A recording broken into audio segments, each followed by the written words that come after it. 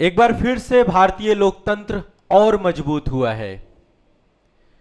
आप सभी लोगों का लंबे समय काल से शिक्षा के मुद्दे को लेकर के एक व्यापक राष्ट्रव्यापी जो है आंदोलन चल रहा था। जंतर मंतर में यह आंदोलन तो था ही, लेकिन जंतर मंतर के साथ साथ भारत के विभिन्न हिस्सों में यह आंदोलन का विस्तार हो रहा था।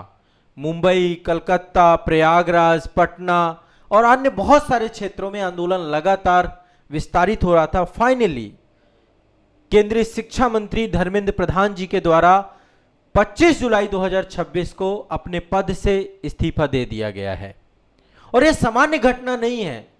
जैसा कि मैंने आपको कहा कि भारतीय लोकतंत्र एक बार फिर से और मजबूत हुआ है,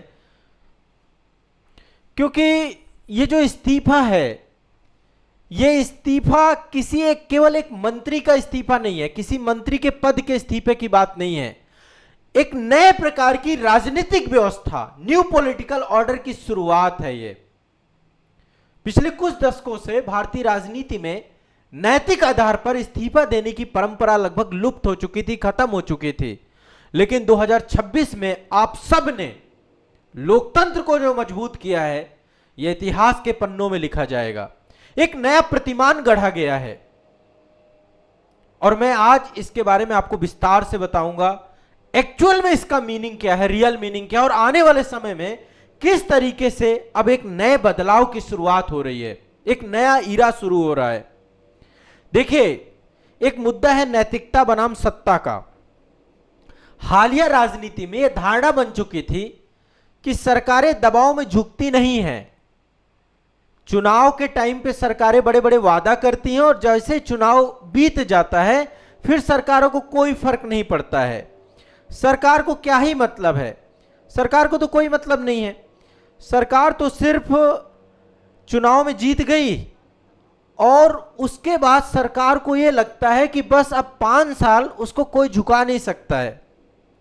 जनता अपनी बातें रखती रहती है और उसको लेकर के मीडिया, जो कि बहुत ही मतलब आप समझ सकते हैं सबसे अनैतिक भारत में भी कोई है तो लोकतंत्र का चौथा पिलर है मीडिया, जो कभी सवाल नहीं करता सरकार से कि जनता जो परेशान है। आप समझिए, आज जो इस्तीफा हुआ है, इस इस्तीफे ने साबित कर दिया है कि चुनावी बहुमत के बावजूद नैतिक जवाबदेही, मोरल रिस्पॉन्सिबिलिटी सर्वोपरि है। जब अब आने वाले भविष्य में आप समझिए इसका क्या इंपैक्ट पड़ने वाला है। आने वाले भविष्य में, अभी मैं पूरे घटनाक्रम को देखिए, यह सामान्य जीत नहीं है। यह जीत उन बच्चों की तपस्या है जिन्होंने 20 जुलाई को लाठियां खाई थी। और ये लाठियां सिर्फ दिल्ली के जंतर मंतर भर में नहीं चली, ये लाठियां पटना में भी चली।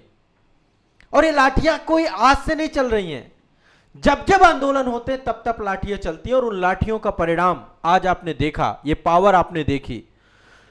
ये जीत एक समेकित प्रयास की है। ये जीत सोनम वांगचुक जी के अनशन की है। बहुत सारे समझिए इन्होंने आंदोलन को जो मजबूती प्रदान की। तो ये जीत किसी एक आदमी की जीत नहीं है, ये आप सब की जीत है। भारतीय लोकतंत्र आप सभी तो हैं। अब भविष्य में किसी भी मंत्रालय में बड़ी प्रशासनिक चूक होने पर मंत्रियों को इस्तीफा देने के लिए सीधा एक नैतिक दबाव बनेगा, एक मैसेज गया है। और शासन में अब सतर्कता आएगी। जो ऊपर पदों पर बैठे लोग हैं, कम से कम ये तो समझ में आ गया है कि अब इतना आसान नहीं होने वाला है। समझिए बात को। सोशल मीडिया की पावर, पहली बार प्रधानमंत्री रात को 12 बजे इंस्टाग्राम पर आकर के एक वीडियो जारी कर रहे हैं। एक सिटीजन ड्रिवन आंदोलन था आपका ये पूरी तरीके से। और आप सभी जानते हैं जो अल्टीमेट बातें हैं, नीट यूजी तो सिर्फ एक त्वरण का काम किया, उसने त्वरित किया इस पूरे आंदोलन को। नीट के पीछे जितनी घटनाएं घटी हैं, और हर साल 100 से ज्यादा पेपर लीक होते हैं, 100 से ज्यादा, चाहे वो एसएससी हो, चाहे स्टेट पीसीएस हो, सब जगह पूरे भारत में। इनफैक्ट जो हमारे नेता सत्ता पक्ष हैं, भारतीय जनता पार्टी के पूर्व अध्यक्ष जेपी नड्डा जी ने बकायदा प्रेस कॉन्फ्रेंस करके एक लिस्ट गिना दी कि देखिए भारत में यहां यहां ये पेपर लीक हो रहे हैं। और केवल हमारी सरकार में नहीं हो रहे हैं, विपक्ष की सरकारें जहां जहां पेपर लीक हो रहे हैं, ये तो सरकार स्वयं अपनी प्रेस कॉन्फ्रेंस में बता रही है। तो नीट तो सिर्फ एक उत्प्रेरक का काम कर रहा है। इसके बाद काकरोच जनता पार्टी, काकरोच जनता पार्टी एक तरीके से भारत के उस युवा की आवाज है। अभिजीत दीपके तो ठीक है, वो तो एक माध्यम बने, लेकिन ये माध्यम आप समझिए कि सोशल मीडिया में जो आज के टाइम पीरियड पे मीडिया कुछ सुनने को तैयार है नहीं, तो जो ये पूरा का पूरा मंच और ये जमीनी स्तर पर जिस तरीके का आंदोलन हुआ, कहीं ना कहीं पे इसने साबित कर दिया कि हम जिंदा हैं। लोकतंत्र जिंदा ही नहीं, बहुत मजबूत है।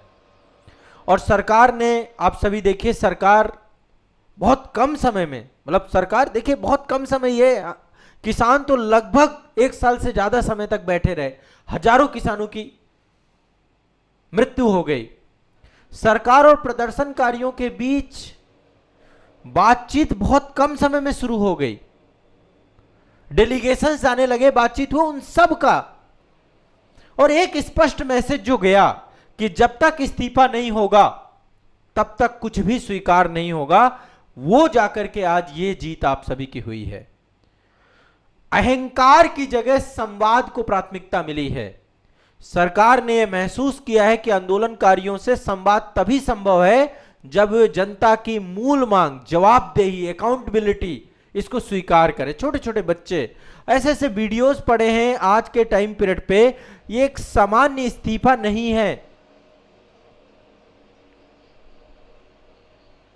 एक नई व्यवस्था का जन्म है।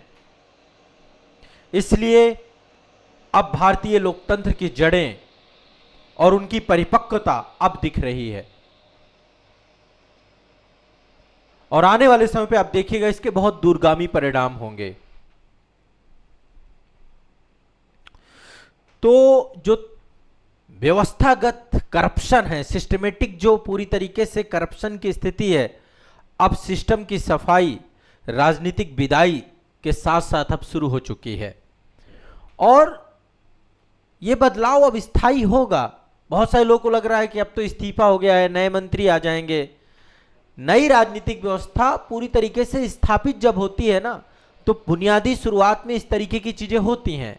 अब भविष्य में अन्य मंत्रालय जो रहेंगे ना, इस बात को समझेंगे कि त्वरित जवाबदेही मांगी जाएगी, इसलिए कम से कम एक दबाव बन चुका है, नैतिक दबाव।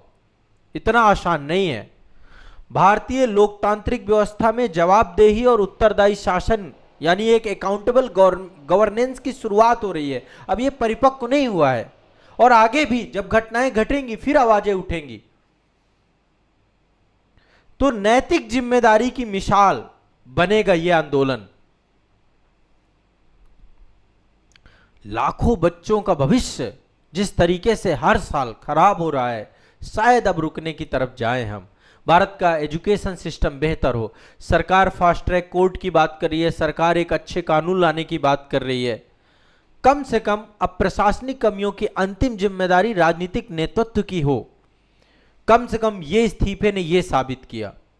और एक ऐसी लोकतांत्रिक परंपरा की शुरुआत हो रही है जहां मंत्रियों ने बड़े हादसों, बड़े चूकों में नैतिक आधार पे अपने त्यागपत्र दिया। आपने याद करिए, रेल दुर्घटना का समय जब हुआ था 1956 में, लाल बहादुर शास्त्री जी ने इस्तीफा दिया था। उस राजनीति की शुरुआत यदि देश में हो जाए तो आप समझिए फिर भ्रष्टाचार इतना आसान नहीं रहेगा, क्योंकि ऊपरी सिरे में जब शुचिता होगी, भ्रष्टाचार रहित होगा, तो शायद कहीं ना कहीं पे अन्ना हजारे आंदोलन के बाद ये एक ऐसा आंदोलन है जिस आंदोलन ने त्वरित परिणाम प्राप्त किए हैं और भ्रष्टाचार और शिक्षा व्यवस्था के मुद्दे को ला करके खड़ा किया है।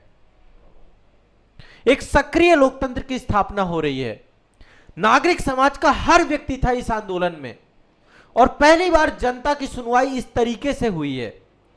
डेमोक्रेसी सुरक्षित हुई है। तो एक बहुत इंपॉर्टेंट है, भविष्य के लिए कड़ा संदेश है। यह इस्तीफा पूरे सिस्टम को सुधारेगा, इस दिशा में आगे बढ़ेंगे। एनटीए भी अब एक बात समझ लेगी कि अब गलती तो नहीं हो सकती। एनटीए के साथ साथ जितने पब्लिक सर्विस कमीशन है, स्टाफ सिलेक्शन कमीशन है, जो है यूनियन पब्लिक सर्विस कमीशन है, जितनी भी संस्थाएं हैं, कम से कम अब सतर्क होकर, अलर्ट होकर के एग्जाम लेंगे। तो अब ये बहुत बड़े लेवल की चीज हुई है भारत में, और बहुत अच्छी बात हुई है ये, ठीक है। धर्मेंद्र प्रधान जी ने इस बात को, इस्तीफे की बात को जो है दे करके बहुत समय रहते थोड़ा सा टाइम से इस्तीफा दे देते तो और अच्छी बात होती। इन्होंने कहा कि अराजकतावादी राष्ट्र विरोधी ताकतों से मैं बचाना चाहता था, छात्रों की भविष्य की चिंता थी। छात्रों की भविष्य की चिंता थोड़ा लेट हुई, बाकी सब कुछ ठीक था। बाकी आने वाले समय में इस तरीके की अब धांधली नहीं होंगी। सरकार ने बहुत सारी कार्रवाई की है, सीबीआई जांच की बात हुई है, अधिकारियों पर गाज गिरी है, बहुत सारे अधिकारी हटाए गए। एनटीए के लगभग 47 अधिकारियों को पद से बर्खास्त किया गया है।